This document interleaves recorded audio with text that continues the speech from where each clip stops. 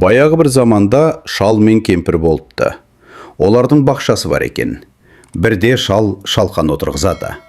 Шалқан өп, үлкен боп өседі. Бір күні шал шалқанды жерден суырып алмақшы болады. Ары тартады, бері тартады. Бірақ шалқанды шығара алмайды. Шал көмекке кемпірін шақырады. Кемпір шалдан, шал шалқаннан ұстап, ары тартады, бері тартады.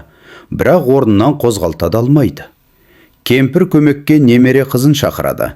Немересі кемпірден, кемпір шалдан, шал шалқаннан ұстап, ары тартады, бері тартады.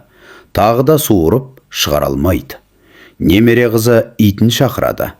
Ит қыздың етегінен, немересі кемпірден, кемпір шалдан, шал шалқаннан ұстап, ары тартады, бері тартады. Шалқанды суыра алмайды. Енді ит көмекке мысықты шақырады. Мысық иттің құйрығынан, ит қыздың етегінен, немересі кемпірден, кемпір шалдан, шал шалқаннан ұстап, ары жұлқиды, бері жұлқиды. Шалқан шықпайды. Мысық болса, тышқанды шақырады. Тышқан келіп мысықтың құйрығынан, мысық иткен, ит немересінің етегінен, қыз кемпірден, кемпір шалдан, шал шалқаннан ұстайды.